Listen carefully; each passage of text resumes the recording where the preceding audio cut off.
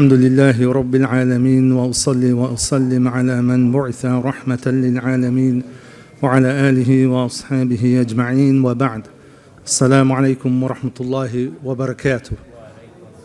Inshallah, we continue with the tafsir of Surah Nisa from ayah number 2 inshallah today. We'll cover the next 1, 2, 3, around 4 ayahs inshallah, if we have the time today. So we covered the first ayah last week. Allah subhanahu wa ta'ala, as I mentioned, introduces the topic of all mankind being created from one single nafs, one single soul. And that from that soul He created its mate, its spouse, and from those two He sent countless men and women. He created countless men and women. So as we said last week, the main reason for that introductory ayah in that way was to show the relationship of all humanity, the relationship of all men and women that exist. All mankind are related because ultimately they all come from one single father and one single mother. Ultimately, Adam alayhi salam and his wife Hawa.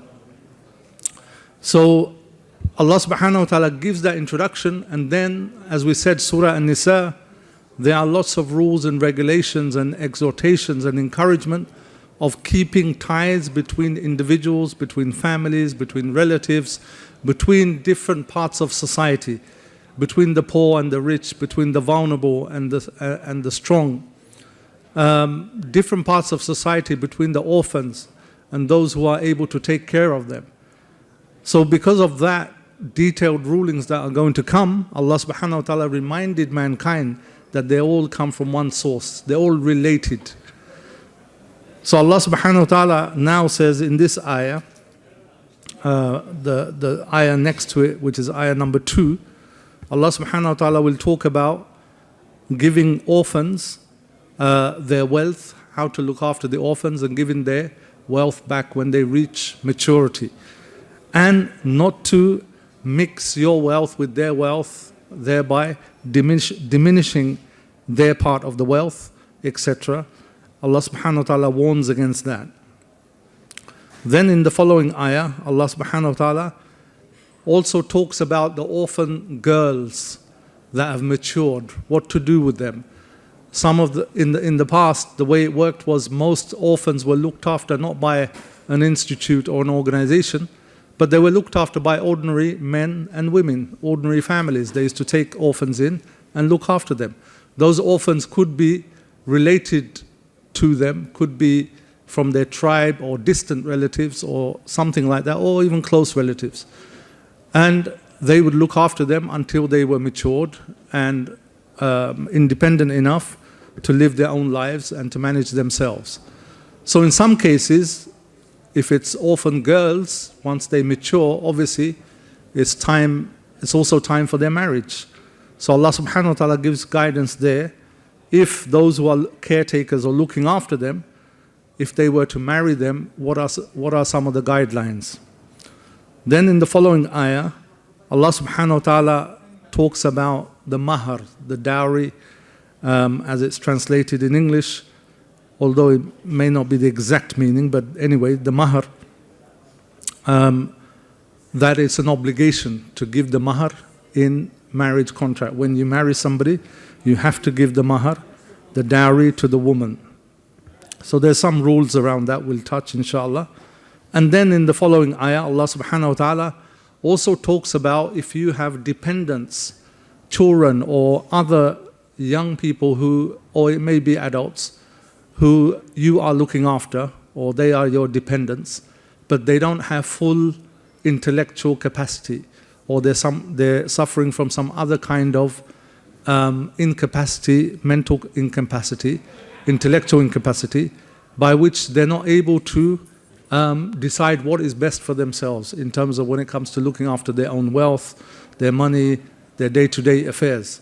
How to deal with those kind of dependents and what to do in those situations. So that's a summary of the 4 ayahs. Let's go into it now, inshallah.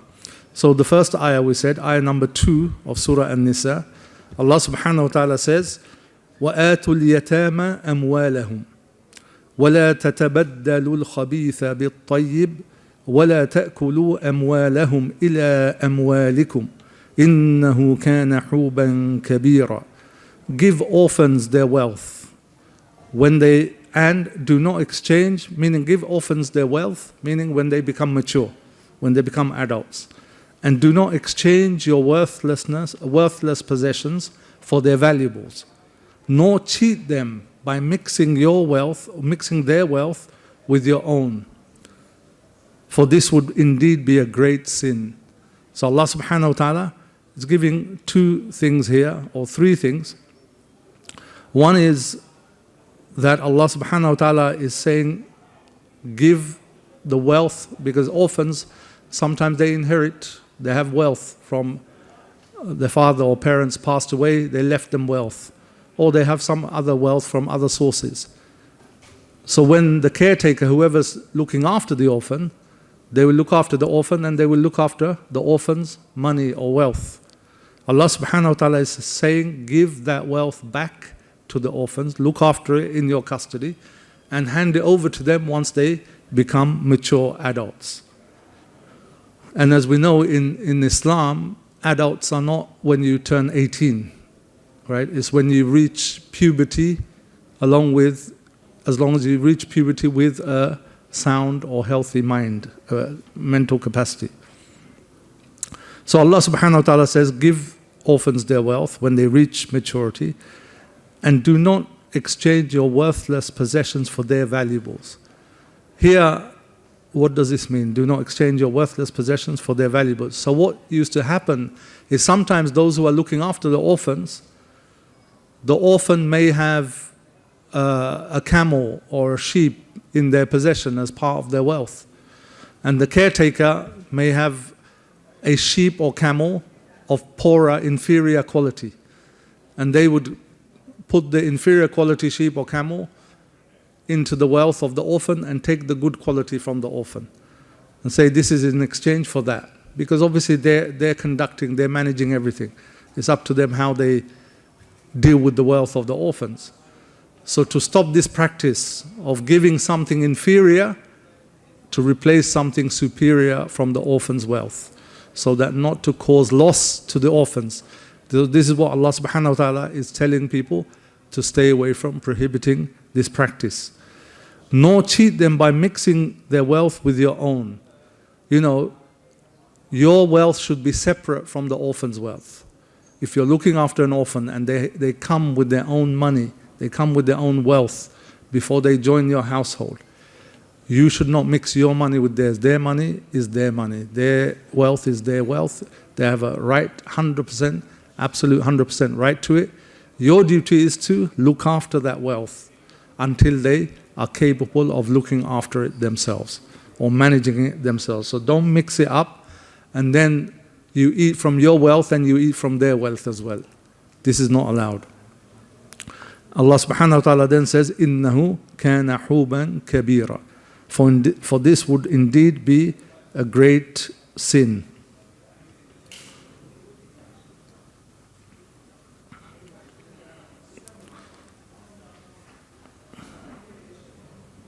Then Allah subhanahu wa ta'ala in the next ayah number 3, He says, وَإِنْ خِفْتُمْ أَلَّا تُقْسِطُوا فِي الْيَتَامَى فَانْكِحُوا مَا طَابَ لَكُم مِّنَ النِّسَاءِ مثنى وثلاث ورباع فإن خفتم ألا تعدلوا فواحدة أو ما ملكت أيمانكم ذلك أدنى ألا تعولوا.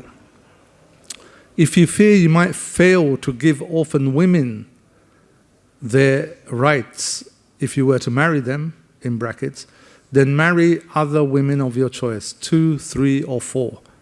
But if you are afraid you will fail to maintain justice, then one or those in your possession. This way you are less likely to commit injustice. So here Allah subhanahu wa ta'ala is saying that once the orphan girls are matured, this is just regarding the orphan girls, if they are matured and you looked for marriage for them. Perhaps you couldn't find someone, or perhaps you thought, okay, she's somebody you're allowed to marry. It's not like it's not a relative that you're not allowed to marry. She is a relative or non-relative that you are allowed to marry. If you do that, if you want to marry her, however, if you think you will not do justice, right? What does this mean? You will not do justice. وَإِنْ خِفْتُمْ أَلَّا تُقْسِطُوا فِي الْيَتَامَى. Here the Mufassirun, they said that this means that if you fear you cannot give the mahar, the dowry, that is suitable for a person of that status and that family lineage.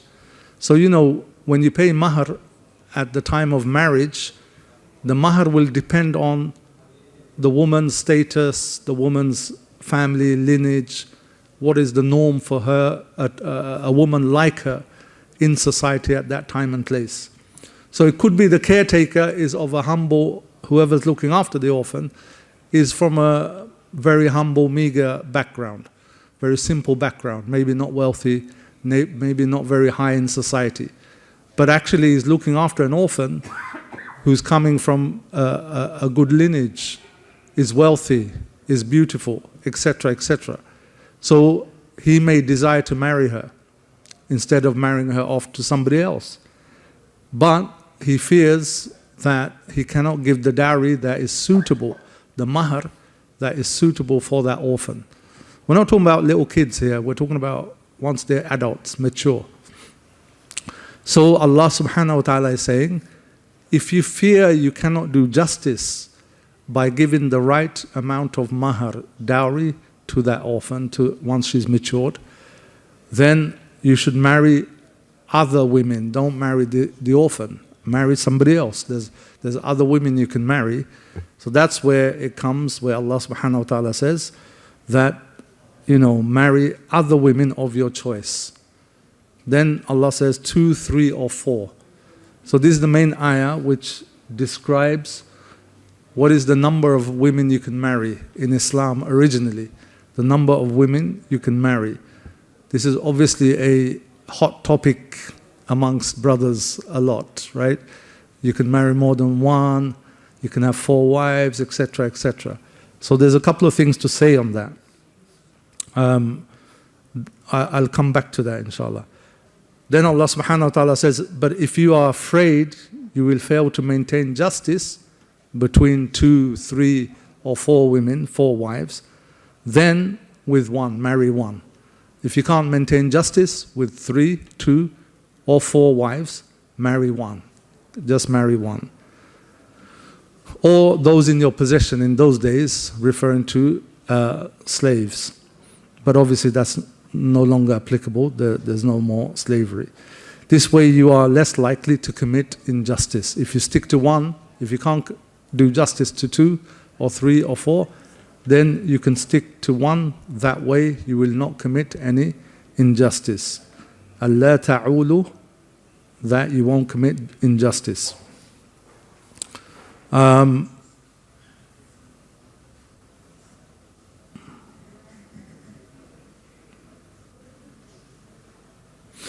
a hadith in Bukhari, Aisha radiallahu anha, she says a man was taking care of a female orphan, and then when she matured, he married her.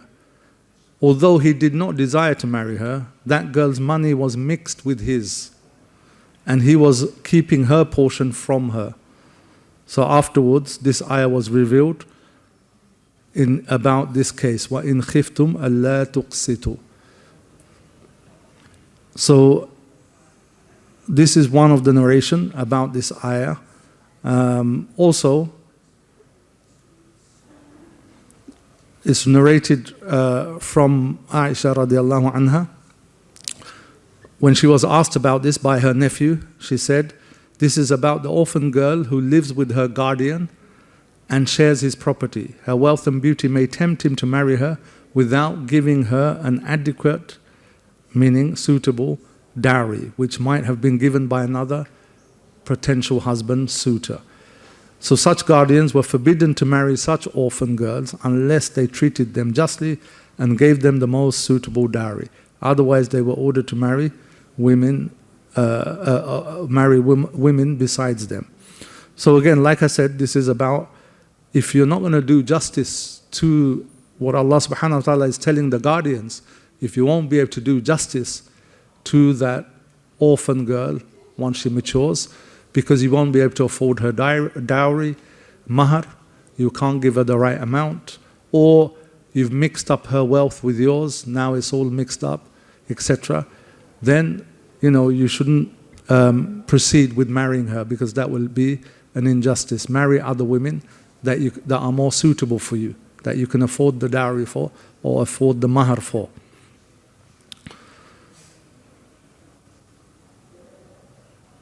Then obviously where in the ayah Allah subhanahu wa ta'ala says mathna wa thulatha wa ruba', yeah, fankihu ma taba lakum minan nisa mathna wa thulatha wa ruba', 2s, 3s and 4s, meaning you can marry 2, 3 or up to 4 women, not 2 plus 3 plus 4. Some people make it 9. That's not the ayah's intention. It's 2 or 3, maximum 4, right? This is in Islam. First of all, one thing to clarify is, this is valid in Islam, of course, but then in this day and age, not all countries allow you to legally marry. Not all countries, even in some Muslim countries, they put difficult conditions on. But there's some countries, or non-Muslim countries, often you're not allowed to marry more than 1. So some people say, what do you do in that situation? Of course, we don't encourage people to break the law, right?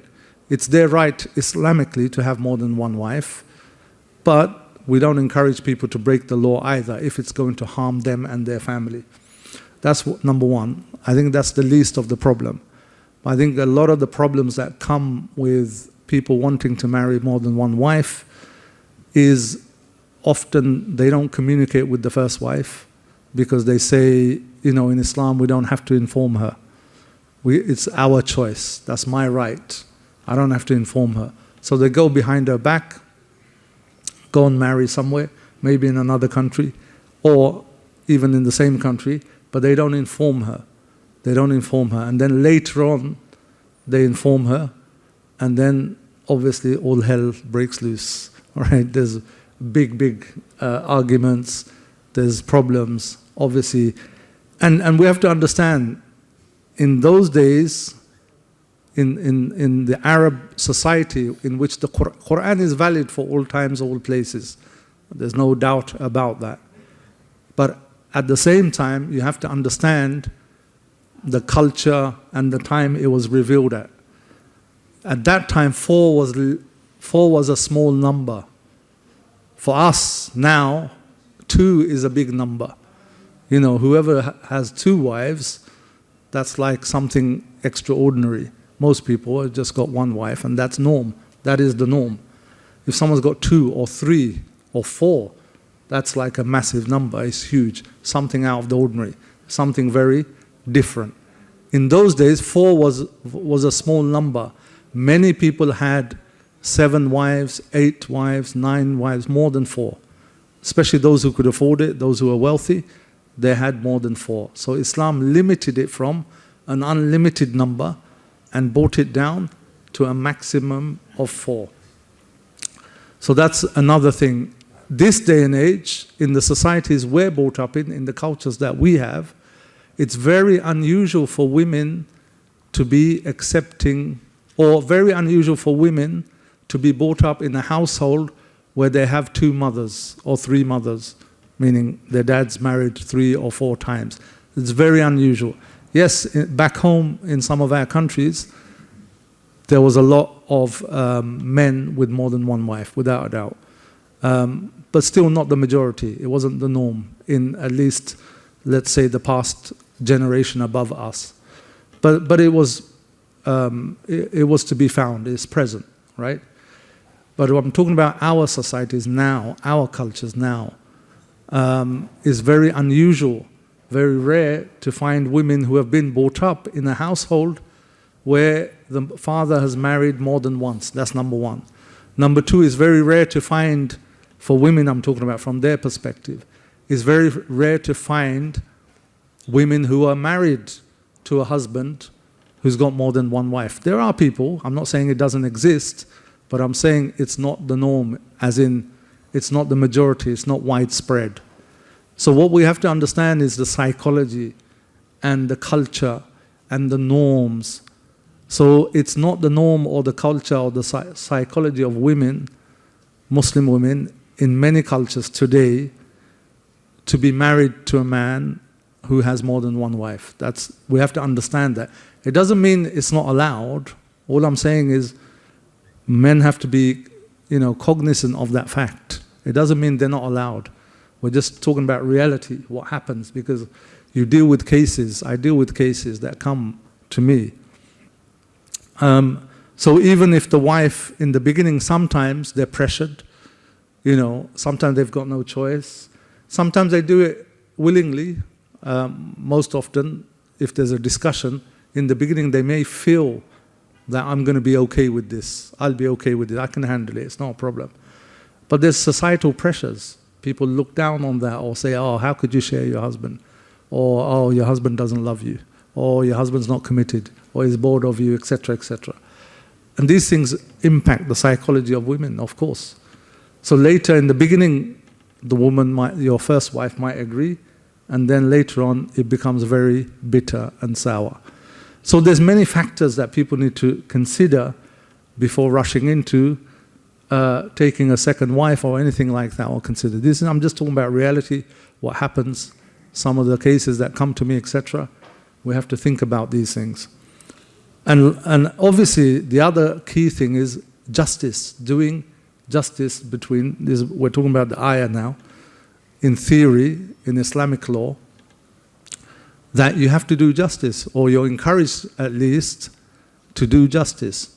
There's a justice which is fard, right? It's obligation in terms of their rights. Whatever they have fard rights, providing accommodation, providing clothing, food, maintenance, all of that, intimacy, this is their right. It's not like it's recommended if you provide them with accommodation and food and clothing. No, these are obligations.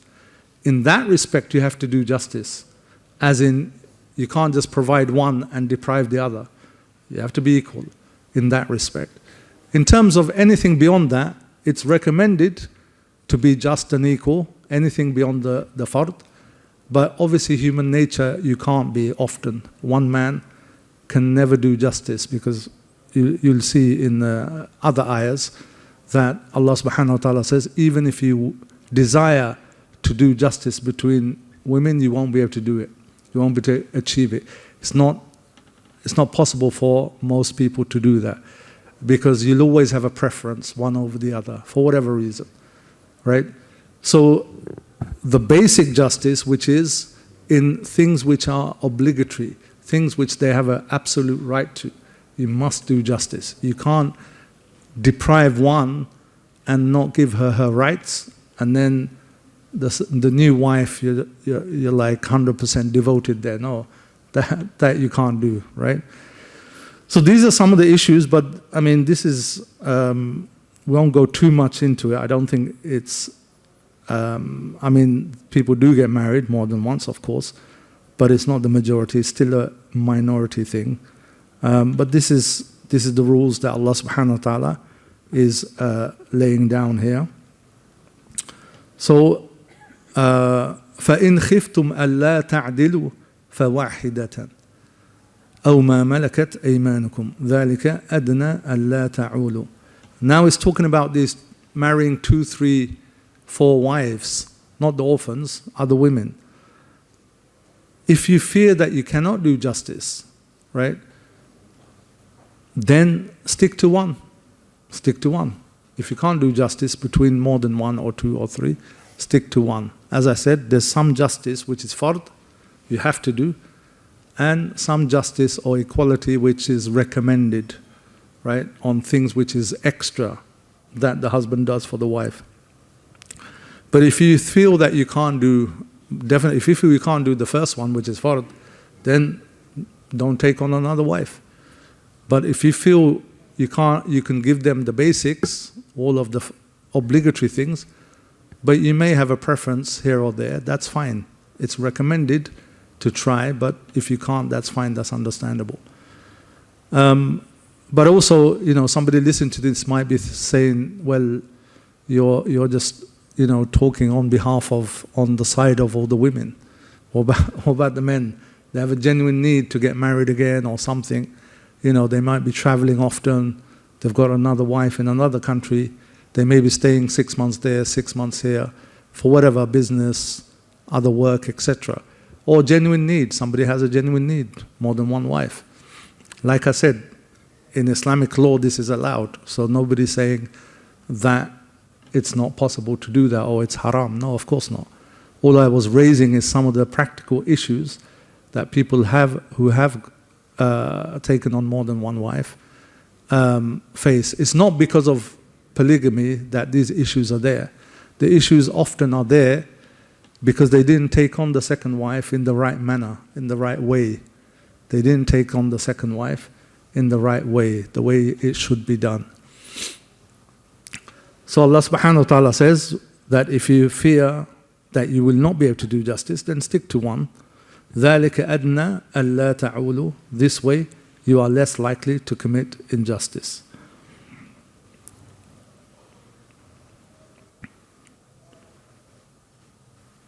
As I mentioned, Allah subhanahu wa ta'ala says, it's in Surah Nisa, much later in the surah, وَلَن تَسْتَطِيعُوا أَن تَعْدِلُوا بَيْنَ النِّسَاءِ وَلَوْ حَرَصْتُمْ. You will never be able to do perfect justice between wives, even if it is your ardent desire. Right? This is talking about, treating them equal in everything. Right? That's why they said it's not obligatory to treat more than one wife. If you have 2 wives or 3, it's not obligatory to treat them equally in every single thing. Only on those things that are obligatory. Apart from that, you try your best. Then Allah subhanahu wa ta'ala says, وَآتُوا النِّسَاءَ صَدُقَاتِهِنَّ نِحْلًا فَإِن طِبْنَ لَكُمْ عَنْ شَيْءٍ مِّنْهُ نَفْسًا فَكُلُوهُ هَنِيئًا مَرِيئًا. Give women their due dowries, their mahr, graciously. But if they give up some of it willingly, then you may enjoy it freely with a clear conscience.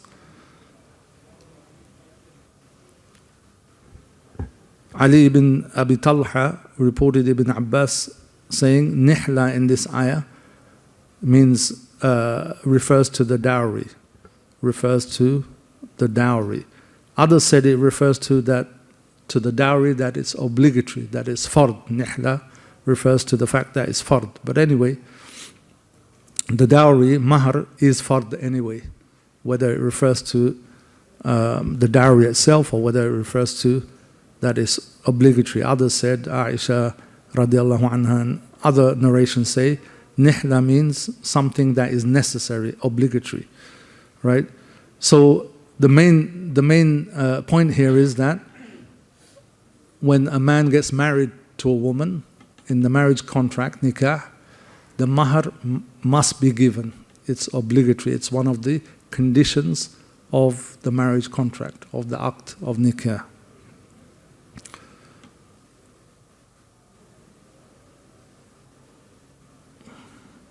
And Allah subhanahu wa ta'ala says that, give the dowry with a good heart, generously. Yeah? Don't give it begrudgingly. Don't give it because you're forced to, because of convention, because of the family's reputation, etc. Give it from your heart. Give it from your own self, voluntarily. Obviously it's obligatory, but give it freely, as they say in English. Give it freely with a good heart. There's one or 2 points on mahr issues. The minimum amount for mahr in the Hanafi madhab, in the Hanafi school, is, in the old calculation, is 10 dirhams. which is about 30 grams of silver. This is minimum. Below that is not counted as mahr. But that amount is nothing these days. It's worth nothing. It's literally under 20 pounds. But there's no maximum limit. Minimum is this amount, 30 grams of silver, 10 dirhams, 30.6 grams. But there is no maximum amount. It's whatever the husband and wife agree, whatever the two families agree on. However, it's disliked to fix a very large sum as mahr, especially when the groom is not financially capable of paying that amount. So the main consideration is one agreement between the two parties. It shouldn't be one party forcing the other that this is the amount you have to pay. Of course, someone can demand an amount, but you don't have to be forced. It should be mutual agreement. It should be agreed between the two parties, husband and wife, or husband and the wife's family. The other thing is that make it easy. Yeah, about making the mahr big, excessive amounts. Umar radiallahu anh, he said, do not stipulate excessive amounts of mahr, dowry for women. If it was, if paying big amounts was a token of honor in this dunya, or a source of piety in the sight of Allah subhanahu wa ta'ala, then the Prophet sallallahu alaihi wasallam, he would have been more worthy of it than you. He would have paid big mahr to all of his wives, if it was a sign of honor or a sign of piety in this dunya. Then the Prophet sallallahu alaihi wasallam, he is the one who would have paid the biggest amount. It's not a sign of piety. It's not a sign of honor in the world to pay excessive or stipulate, make a condition that the mahr has to be this big, very expensive. And also, once the mahr is agreed, the groom, the husband, is not obliged to pay anything above that. There's no other obligation. In culture, yes, there may be lots of expectation. The husband has to bring this or that, or the wife has to bring that, or this gift or that gift. These are all just cultural norms. It's up to you whether you want to do that, etc. But there's no Islamic obligations over and above the mahr. The main thing is to give an amount according to the husband's means, whatever the husband can easily afford and is able to pay. It's not for just show. Let's just write down £50,000 just to show everyone. But actually the husband hasn't even got the money to pay for it, or he has to take out 4 or 5 credit cards to just pay for that. So the main thing is intention to pay. It's real, it's practical. You will pay it, and it's not for show. Make it according to the means of the husband, and also according to the norms of society and community as well. As long as those norms are not excessive. If they're wrong, the norms in society, if they're wrong, then obviously you don't follow that. But there is an expected norm in society. You should maintain that if it's acceptable in Islam. What about paying mahr or dowry deferred? Does it have to be all cash or immediate? Does it have to be all paid immediately, or can you defer some of it? The fuqaha mention that dowry is of 2 types, mu'ajjal and ghair mu'ajjal. It's immediate and deferred.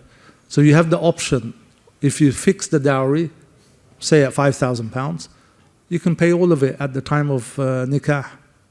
You can pay all of it at the time of the contract, or the next day, whatever. Or you can say 3,000 I will pay now, and 2,000 I will pay after a certain time. Or you can say 2,000 I will pay at the time of if we get divorced, or something like that. Or if I pass away, 2,000 is yours, something like that. If both agree, this is also fine.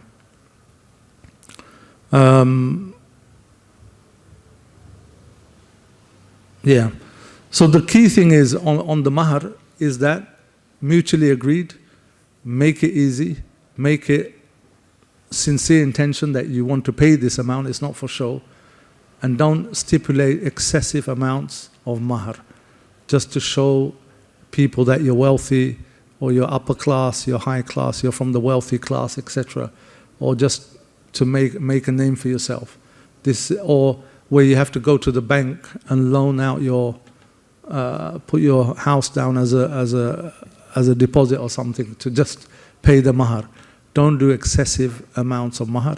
Make it easy for the husband, make it easy for the husband to actually pay the mahar, etc. And make it easy for people to get married. When the mahar is excessively high, as we know in some countries it is, especially in the Middle East, where men can't get married because the mahar norm in society is so high. Some countries, the stipulation is you have to own your own home, your own flat.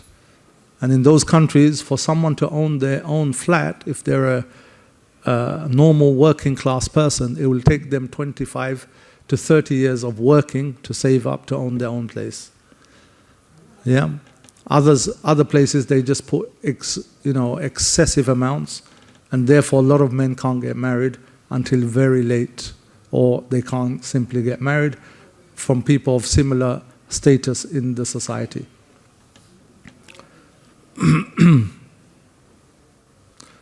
Then in ayah number 5, Allah subhanahu wa ta'ala says, وَلَا تُؤْتُوا السُّفَهَاءَ أَمْوَالَكُمْ الَّتِي جَعَلَ اللَّهُ لَكُمْ قِيَامًا وَارْزُقُوهُمْ فِيهَا وَاكْسُوهُمْ وَقُولُوا لَهُمْ قَوْلًا مَعْرُوفًا. Do not entrust the incapable amongst your dependents with your wealth, which Allah has made a means of support for you. But feed and clothe them from it and speak to them kindly. So Allah subhanahu wa ta'ala has prohibited us from putting wealth in the hands of somebody who is not capable of managing their affairs. Allah subhanahu wa ta'ala prohibited wasting wealth, because due to somebody who's not ready to manage their own wealth, they may be mentally not capable, they may not be of sound mind, they may not be mature, they could be young, too young to manage their affairs.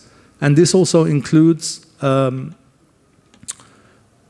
people who are even bankrupt, right? If they've got if they've gone bankrupt, they owe lots of people money, or their behavior is such that they cannot manage their own money. They're always falling into debt, they're wasting the money all the time, includes even those. Because in Islamic law, the courts can order certain people for their money to be held in custody with somebody responsible, and not given access to the person themselves because of this reason. So basically anybody who's weak in intellect, not of sound mind, could be mentally not capable of making their own decisions, or understanding what's good or bad for their wealth, investment, etc., or just gives it to anybody, spends it anywhere. In this aspect, you shouldn't give your wealth that Allah subhanahu wa ta'ala made a means of, He says, qiyamah, to support you. You stand on your wealth, isn't it? You spend from it to keep you alive, to maintain your basic needs, your necessity. You shouldn't squander that by giving it to them where you know they're going to waste it, they're not capable of doing so. So Allah subhanahu wa ta'ala has prohibited this. And then He says, keep their wealth in custody, or you manage it, but then He says you have to look after them. You have to feed them, clothe them from it, from their wealth, spend on them from their wealth. Make sure that they're clothed, they're fed, they have accommodation, they have their basic necessities. And speak to them kindly. وَقُولُوا لَهُمْ قَوْلًا مَعْرُوفًا. Why Allah subhanahu wa ta'ala said this? Because often those people, especially children or young adults, or even adults who are not that capable, right, intellectually, maybe they can't manage themselves. Often they're the ones who are vulnerable, they're the ones who are often treated badly. Like they're shouted at, they're told off, They're treated as lower than, not normal. They're treated very poorly. They're discriminated against. This often happens, many, many cases. So Allah subhanahu wa ta'ala says, do all this, feed them, clothe them. وَقُولُوا لَهُمْ قَوْلًا مَعْرُوفًا. And speak to them kindly. Say a good word to them. Don't be unkind to them. Don't be unjust to them. Yeah? Don't insult them. Don't abuse them. This is Allah subhanahu wa ta'ala. This is how you will maintain the relationship of good behavior towards each other and looking after. All of these ayahs are about what? Looking after each other's haqq, the rights, especially wealth, money rights here. Looking after each other's rights. It's a big thing. Before all of this human rights came about, or some of the countries, they didn't have these laws this far back. But Islam from the beginning has very detailed laws, very detailed guidance on every aspect of people's rights when it comes to their wealth, when it comes to marriage, when it comes to relations, when it comes to inheritance, when it comes to divorce, when it comes to business. The rights of individuals are protected, and they're done so in very great detail. There's guidance in the Qur'an. And this is what we have to understand. As I said in the last week, Islam is not just in the masjid. You could be praying in the masjid, the imam could be reciting an ayah, telling you this ayah. This is a command. So you're in ibadah. What's the highest worship? One of the highest worship is salah in the masjid. But the imam could be reciting a verse telling you, don't give your wealth don't entrust your wealth to the incapable. So our deen, there's no difference between what is religious, ibadah, and what is out there in terms of mu'amalat, interaction, transactions, society, family. There's no difference. It's all mixed in one. Because when you're praying, you're going to hear the ayah. Allah subhanahu wa ta'ala is going to talk about inheritance in your prayers. He's telling you the calculation of inheritance. You're listening. Because we don't understand it, we don't realize. We're thinking, whatever the imam is reciting, it's nice, Arabic, probably talking about Jannah, Jahannam. No. The imam is talking about how to divide your shares. Right? The imam is talking about the obligation of giving dowry. The imam is talking about how many women you can marry. The imam is talking about the rights of orphans. The imam is talking about how to exchange loans, how to write down contracts. This is the deen. It's in the Qur'an. It's Islam. Our Islam is not just for the masjid, not for prayer times only. It's how we interact with the whole of society. It's governed by the guidance and the laws of Sharia, guidance of Islam. So this is what we have to understand, and this is Surah Nisa. You will see this throughout, inshallah. So we will stop here today, inshallah, and continue from ayah number 6 next week, inshallah.